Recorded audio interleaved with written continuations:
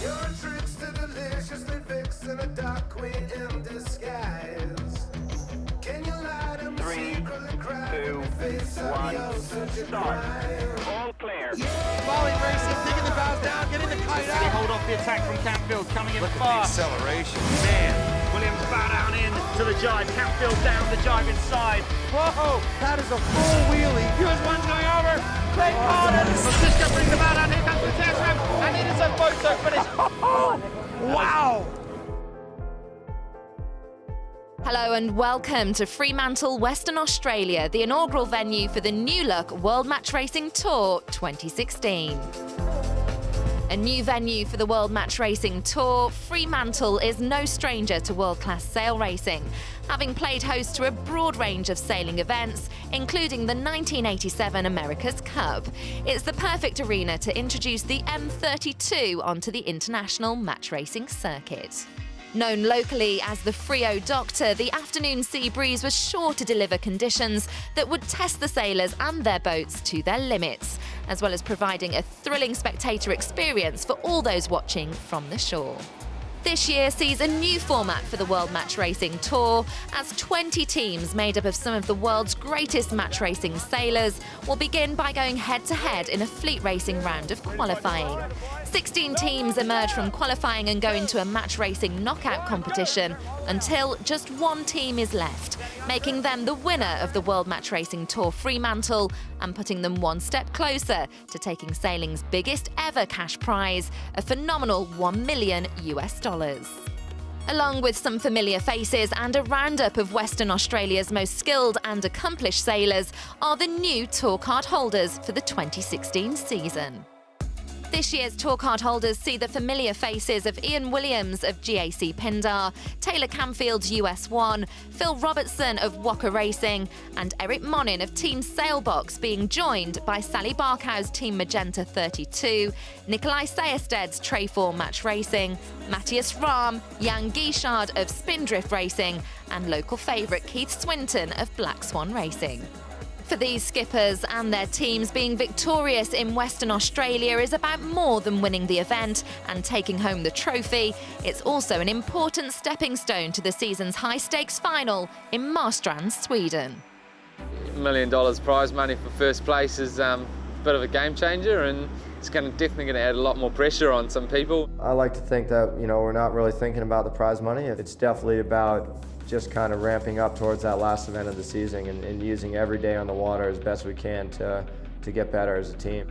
As soon as you start doing stuff for the money, you're not going to be good at it. So I think for us it's still important, we want to win because it's about winning the World Championship and it's about having fun and having a great result for the rest of your life. And the money is just a bonus on the way, but we're not in it for that. I think it has focused us. M32 sailing is pretty much the only sailing that I'm going to be doing in the next 5 months. So in that respect, I think it does focus the mind. Someone's going to strike gold and others aren't, going to fall pretty short, I'd say. It may make some teams better, but it may also make some teams a bit crazy about that. So we'll see how it goes. Get him up, Pedro, get him up! Get up! Get up! I think the increase in prize money is a really great incentive for the team and a really good attraction for the tour and a really great thing for the sport. In an ideal world, it'll be all in cash, but we develop a system where, we'll give some to each teammate and then we'll put some back into the team for future development. Yeah, I reckon the person that wins $1 million should shout the bar that night. That's it. Going into qualifying, the sailors are seeded into 4 groups of 5 teams. And at the start of the new season, the World Match Racing Tour standings at the beginning of the WMRT Fremantle in Western Australia sees Yann Williams of GAC Pindar at the top of the leaderboard, followed by Taylor Canfield's US1 in 2nd place, Phil Robertson's Walker Racing in 3rd, Keith Swinton's Black Swan Racing in 4th, and Eric Monnin's Albert Rieler's Swiss Match Race team in 5th place. Qualifying got off to a great start with clear blue skies and the Fremantle Doctor showing its face for the first time. Despite being over the start line early in their first race, reigning world champion Yann Williams and his crew on GAC Pindar were leading their group from the off, taking straight bullets in the first 3 races. Experienced M32 sailor and favourite for this event, Taylor Canfield, sailed well but not quite well enough to top his group and sits tied with Sweden's Mattias Rahm. As qualifying progressed, so did the wind, topping speeds of over 20 knots and forcing the teams to sail with one reef in the main. Perhaps familiar with the southern hemispheric conditions, New Zealand's Phil Robertson topped his group, taking 4 wins by the end of the first day, setting a high standard and putting him in good stead to go through to the knockouts. The fourth group saw a less than clear leader, with Switzerland's Eric Monnin topping the leaderboard after a close 3-way battle with Western Australia's wildcard entry Sam Gilmore and Sweden's Nicolai Sehested. It was a bit bumpy for a first day. We started not that good with a 4th rank, and then we could improve on the last 2 races. But yeah, we have a very interesting group. I think the key today was just to let the others do the big mistakes and not doing it yourself. So it was not about gaining a little bit here, a little bit there, just not doing any big mistakes. I think every team made a good result today, so it will be very interesting tomorrow. Wildcard entry and M32 Series Scandinavia regular Nicolai Sehested came out of his corner fighting, winning 3 races and taking a further 2nd place, putting him in a safe position at the top of his group. Also coming out guns blazing was Phil Robertson's Walker Racing, sailing another sterling day and finishing out in front of Olympic silver medalist Hans Wallin of Wallin Racing and Yann Guichard's Spindrift Racing. Gusting at up to 25 knots and creating some on-the-edge conditions, Group 2 saw the strongest breeze so far. Having tied with Mattias Rahm the previous day, Taylor Canfield's US1 thrived in the ramped-up conditions, taking 4 bullets despite a near capsize. I think if you don't have a few of those in conditions like this, you're not really pushing it hard enough. So we were definitely pretty up in the air, but I was pretty in control still with the helm and had good grip on the rudders, so I knew it was going to come back down, and off we went. High winds dropped the curtain early on the 2nd day after avoiding a collision with Chris Steele's 36 Below Racing, sent Joachim Aschenbrenner past the point of no return and into a capsize. No one was hurt and the boat was quickly righted with no damage, getting Aschenbrenner on his way and back into the competition.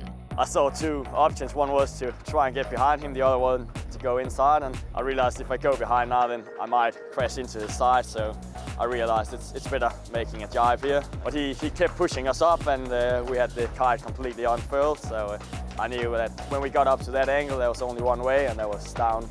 The final races of qualifying saw Danish skipper Nicolai Sehested use some novel techniques to take the lead in 2 of his 3 races and close the gap on reigning match racing world champion Ian Williams. Yeah, a really frustrating day for us. We felt like we spent our day de-rigging and rigging boats, never really got into any sort of rhythm and never got the boat set up properly to go racing properly. Yeah, it's a really windy day today. When you have a windy day, you need to decide how hard you're going to push and where you're going to be smart about it. And we chose to push really hard around the course. I mean, sail the boat to 100% so we can get to learn the boat. I've only steered this boat a few hours before today, so if you want to learn quick, you got to push hard. That's what we did. I thought that's what gave us a few wins today. I guess we've qualified for the match racing, so we'll go away and have a think about that and see if we can come out strong in the match racing part. I think we're at a stage now where we feel comfortable starting, pushing tactical wise and not just focusing on the boat handling. So I think, yeah, the next few stages will be good for us, and then we're ready to do a little bit more tactical match racing. At the end of qualifying, Taylor Canfield's US1 was in 1st place, followed by Nicolai Sehested in 2nd place, Phil Robertson's Walker Racing in 3rd, and Ian Williams of GAC Pindar in 4th. That meant that the lowest scoring 4 teams, made up of skippers Joachim Aschenbrenner, Mark Whittington, Brett Burville and Sally Barkow, were eliminated. It was a first World Match Racing Tour event and a steep learning curve for Volvo Ocean Race sailor Sally Barkow of Team Magenta 32. It's a whole new game. Off the starting line, you're just on fire the entire time, and you're hoping you can see enough to make the right decisions, and it's just full on all the time. I can't even compare it. We take a lot away from yesterday about how to deal with things on the water, basically, and we need to spend more time as a team and doing maneuvers and being comfortable in the big waves. And we're fine in the breeze, but the waves at a whole nother level. We're looking forward to one more race today, and then happy to stick around and watch a bit and see what else we can learn. The next stage saw the top 16 teams advance onto a series of match racing knockouts. Join us after the break to find out who will be hung out to dry and who will be battling it out for a place in the quarterfinals.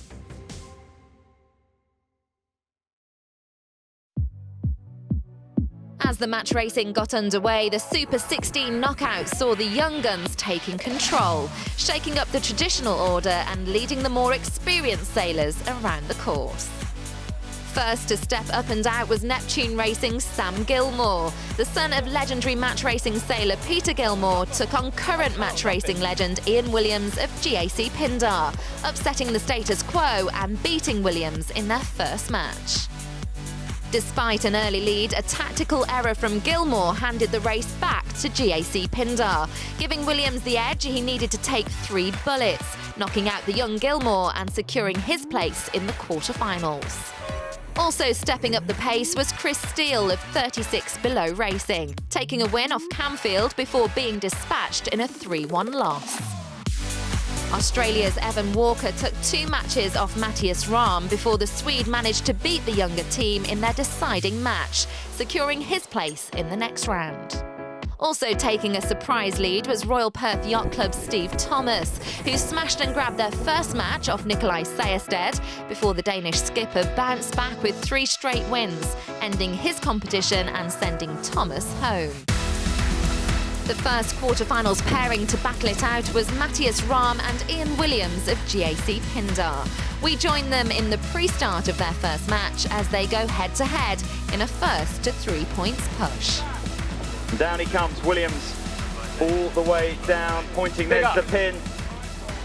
Huge up from Williams, trying to block Rahm, but Williams risk of getting slow here. Rahm now starting to speed up, looking for a big luff, and Rahm starting to move. There's the final few seconds. All clear, and Rahm over the top of Williams. Williams trying to hold Rahm past the gate. No unfurl from either boat as they blast across the harbour. Williams the first to go as Rahm brings the bow up to try and break the overlap. But Williams down through, and we have a real match race here, Alan. And up he comes, Williams around this right-hand gate. Big furl and the turn. Great seamanship. Great sailing from Williams. Thinking about a dial. Here we go. Down. Down he comes. Williams looking for a dial, bringing the bow down. Rahm totally caught by surprise. Williams is on starboard. The boat's coming right back together, and Williams bringing the bow up. Come on. Williams was on starboard. Rahm just committing to that tack, and Williams was the right way boat the whole way through. We call that a sitting duck. Guys, it's so dangerous! Now Williams going for that dial, and there have been no penalties. Williams now behind in this match. Okay.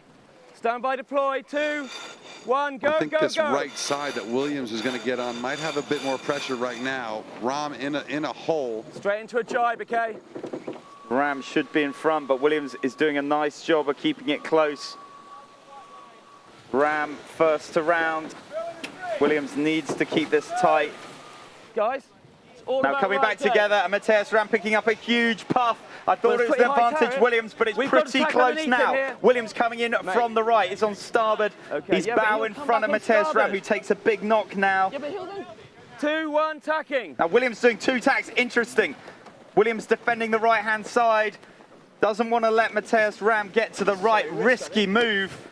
I'm really surprised we saw him do that. Now, could Williams have just carried on and then gone for the cross? I think he would have got it, and Williams has blown it. Williams... Big problem. What do you want to do? Tack? Got to tack. Oof. Down speed, tack, barely 4 knots of boat speed there, tacking. Rahm hasn't moved. We've got to get around him, okay? He has room. Now, Williams, I think, just keeps it really high. He has a chance. It's a big call, that. Big call. Williams going for an unfurl on the Jenica to try and build. I don't think Williams wanted that to happen. No, but here we go, the big tack from Williams, huge. Just get going, guys. Now Rahm on the inside, it's neck and neck as we come up to this last mark. Rahm with the deploy, Williams has already deployed. Now can Williams get across the top? Rahm coming around the top, they're going for the finish. Rahm bringing the bow down. Ian Williams with a huge puff across the top. Down he comes into the bottom. It's going to be a jibe. It's going to be a jibe into the mark for Williams as Rahm brings the bow down. Neck and neck between these two in this battle of the quarterfinals. Williams coming down, coming through the line. Mattias Rahm has set his bow forward, but Williams coming over the top in a final twist. It is Williams that takes it in a epic battle between these two match racing giants. It could not be any closer at all. Williams went on to take a clean 3-0 victory, ending the competition for Mattias Rahm and guaranteeing his place in the semi-finals. Elsewhere, local Perth sailor Matt Jerwood of Redline Racing stole 2 matches from Olympic silver medalist Hans Wallén before the Swede found his feet to fight back and go through to the semi-finals. Also offering up a great display of tactical high-speed sailing was the event favourite, Taylor Canfield of US1, against Volvo Ocean Race sailor Nicolai Sehested. Sehested is around, going for the final unfurl, down towards the bottom of the racetrack. Canfield now around to follow. Now can the Virgin Islands find a way back into this match? Big bow down from Sehested, but he manages to get it back, turning the boat onto the downwind, and does that give Canfield an opportunity to try and close up the gauge? Sehested is falling apart a little bit. He's really taking those waves at bad angles, and it's slowing down a little bit. Canfield looking to put the pressure on. He's reeling him in bit by bit, and it's going to be about the jibe here. Who's going to get the jibe? Will Taylor get the roll? Canfield putting his double boards down, and he's turning down. They're both through the turn. Now can Canfield roll? Who has the muscle? Who has the strength to bring the Genico on first? Canfield looking for the roll. Great set from both crews, but it is neck and neck, and Canfield is slowly moving forward. Can Sehested defend? He's looking for a bit of a luff. Both boats at full speed. And just Sehested beginning to eke out underneath Taylor Canfield. He's holding on to this line, but Canfield is trying to stick the knife in. It's like he has him pinned down and the tip of the blade is just at his throat. But at the moment it is Sehested leading down. There's the bottom gate. We're going to see a jibe around as Sehested boat leaps out of the water and through the turn. Better jibe from Taylor Canfield. That's a great jibe from Canfield. He may have enough. Whoa, big heel. They're just barely holding on, and that will give the win to Nicolai Sehested. Wow, we have not seen those kind of errors from Taylor Canfield's US1 team in a very long time. Despite a win from Canfield in match 2, the young Dane surprised spectators, taking a further 2 bullets, guaranteeing his place in the semi-finals and ending US1's bid for the podium. With some shock wins and losses during the quarters, anything could happen as we moved into the semi-finals. The first semi-final pitched Denmark's Nicolai Sehested against Ian Williams of GAC Pindar. Nicolai and his team have been sailing extremely well. They took out Taylor Canfield, the big favourites, yesterday. So it's going to be a really tough matchup for GAC Pindar. We're just going to keep doing what we've been doing, nothing special. Sail fast, sail clean, get off the starting line in a good shape, and I think we'll be just fine. We're continuing to improve. I think the key thing is the speed of the boat, the straight line and the manoeuvres, and we're going to be really focusing on getting the boat as quickly around the course as we can. Sehested still in that lower position, looking for the luff. Williams bring the bow down, that will put him at risk. He's got a twist in his Genico as well. Despite a couple of mistakes aboard GAC Pindar, they went on to take straight bullets, dashing Nicolai's hopes of glory and dispatching him to the petit final in a bid to take 3rd place on the podium. On the other side of the semi-final draw, Hans Wallén's experience in the M32 catamaran was too much for Yann Guichard, who lost 3-0, sending him to face Nicolai Sehested in the petit final and leaving Wallén to face Ian Williams in the final. Going into the final, and the Fremantle Doctor delivered a stable wind just in time to see 2 of the world's greatest sailors compete in a bid to be the very first team to lift the WMRT Fremantle trophy. And here we go.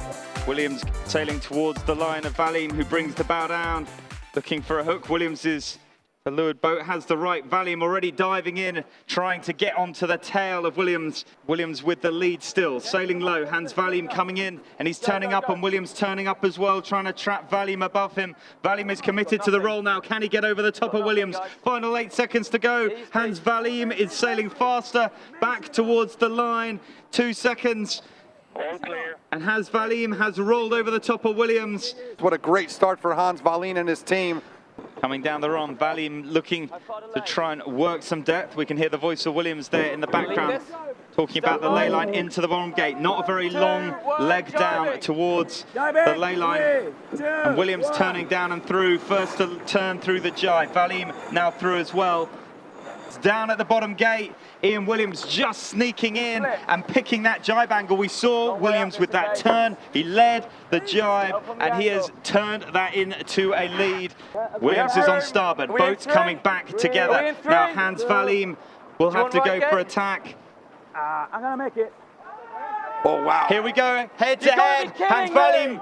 No way! Williams coming in on starboard. Hans Valium is on the inside. Now, crucially, if the umpires decide that Hans Valium's proper course was to continue there, to have room to tack. Williams stuck in irons, going backwards right now, calling for the penalty. Penalty on Valium. The umpires siding with Williams. Now, will the umpires step in and give him another? That is the question. If they feel he's still doing penalties, that by infringing Williams there, he gained a significant advantage, and there again, another penalty. It's a red flag on Hans, and will this make the Swede see red? Williams is powering down the run now. Hans Valium is going to have to do another 2 jibes. We see him furl that Jennifer away, blip the boom through twice. The momentum has absolutely shifted. Ian Williams, the master of match racing, has used that knowledge to absolutely stomp on Hans Valium. And Williams looking for the cross going downwind, and he'll get it. And we may have moved to multi-hulls. We may have moved to a game-changing new format for the World Match Racing Tour. But at the moment, it's the master of match racing proving that a great sailor is a great sailor, irregardless of the platform. During the second race, a well-chosen ley line after a leeward gate split gave the upper hand to Ian Williams, who went on to cross the line and take a second win in match 2. At first at 3 points, and with Ian Williams leading 2 matches to 0, Valen needed a win to have any chance of taking the top spot on the podium. A rare unforced error for Williams saw him pick up a penalty for entering the pre-start area from the wrong side of the course, forcing him to let Valen sail ahead off the start line. We join them as they're rounding the first reach mark. 3, 2, 1, go! We've seen that it's difficult to pass out here with this consistent Fremantle breeze. No, not there yet. Now we get to see whether Williams has something special in his bag. Now this is the critical moment, one of the critical moments of the match. Williams bringing the bow down. Now can Hans Valium get his jibe in? Williams, I think, has managed to work a little bit of depth. Don't know where he's going. Williams with the turn down.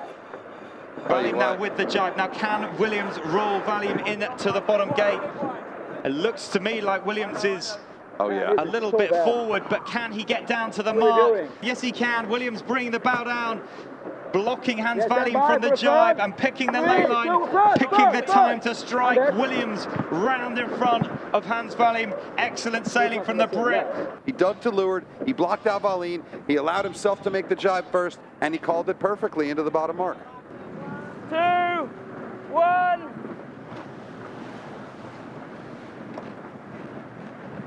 Williams with the tack, using that windward board just to help lift the hull. Hans Valium coming across. Still not with much of a lead. Valium is close, but really he has no opportunity to pass. It's tricky when you're behind. He tacks, we early You can hear a little bit of anxiety in Ian Williams' voice saying he's a lot closer now. It's a bit risky, so he's definitely starting to feel that feeling of being chased down right at the end. It's such a scary time for a racer to look back and go, it's almost over, it's almost over, just don't mess it up.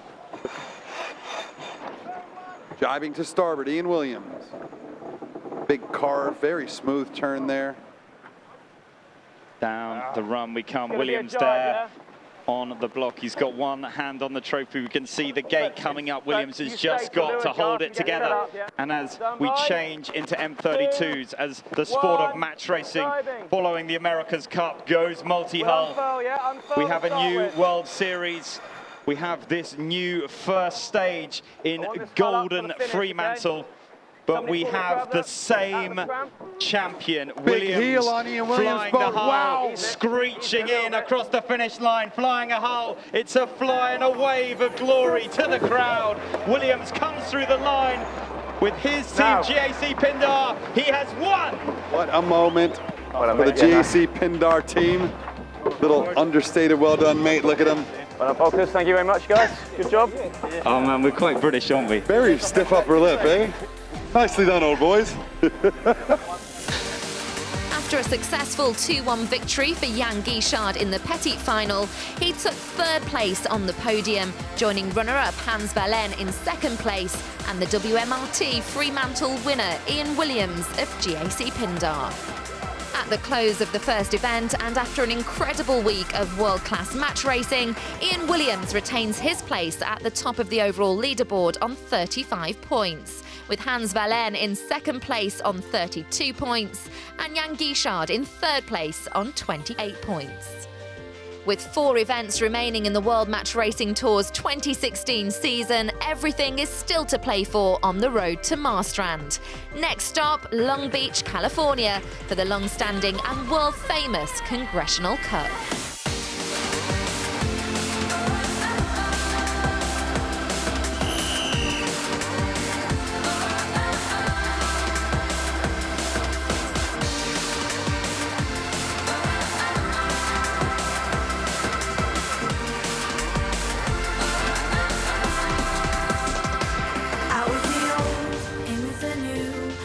Something so intriguing about